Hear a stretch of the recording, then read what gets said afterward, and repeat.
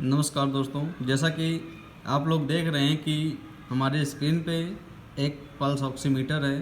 Pulse oximeter का प्रयोग हम जो है ऑक्सीजन लेवल चेक करने के लिए और पल्स रेट लेवल चेक करने के लिए इसका प्रयोग करते हैं।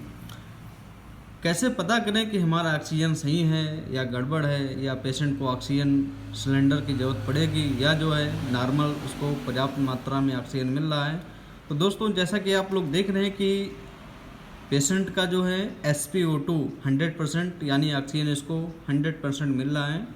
इसका जो नॉर्मल रेंज होता है, अगर पेशेंट का 96 से 100 तक रहता है तब हम इसे कहते हैं कि बहुत ही अच्छा ऑक्सीजन मिल रहा है।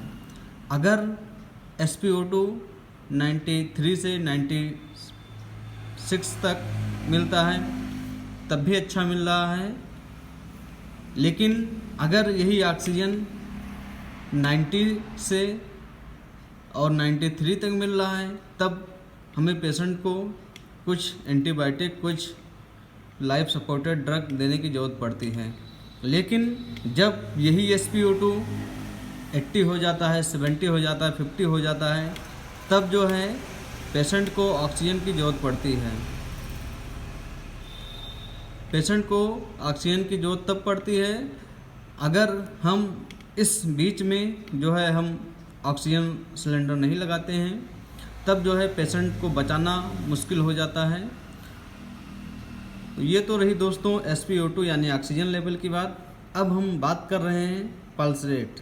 दोस्तों, जब हमारा जो है सांस कम हमारी बॉडी को मिलेगा, ऑक्सीजन कम मिलेगा, तब जो है हमारा पल्स रेट जो है बढ़ जाता है। जैसा कि आप लोग देख रहे हैं कि इसमें पेशेंट का जो है ऑक्सीजन 100% मिल रहा है और पल्स रेट जो है 75%। ये जो है पल्स रेट की अगर हम बात कर रहे हैं तो 70 से 100 के बीच में नॉर्मल होता है। अगर किसी पेशेंट का 65 से 70 है, ये देखिए पेशेंट का बीच में SpO2 काफ़ी डाउन हो रहा है, तो ऐसे ही कंडीशंस में हमें ऑक्सीजन या सब की ज़रूरत पड़ती है। दोस्तों, कभी कभी ये होता है कि हम लोग अच्छे से लगा नहीं पाते हैं, किस फिंगर में लगाना चाहिए, किस फिंगर में नहीं लगाना चाहिए। तो इसको लगाने के लिए हमें मोस्टली थंब यानी अंगूठे में इसका प्रयोग करना चाहिए।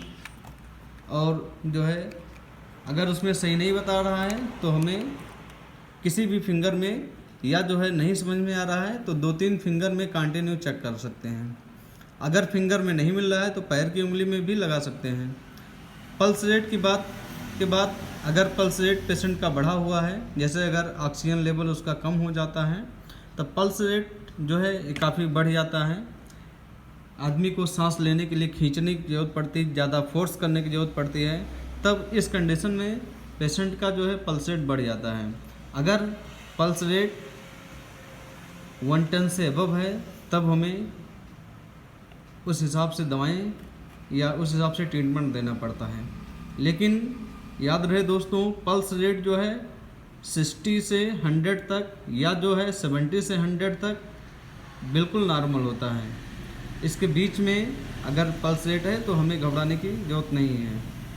दोस्तों, ये तो रही SpO2 और पल्स रेट के बारे में जानकारी। दोस्तों, अगर ये वीडियो आपको अच्छी लगी हो तो प्लीज़ सब्सक्राइब और शेयर ज़रूर कर दीजिए।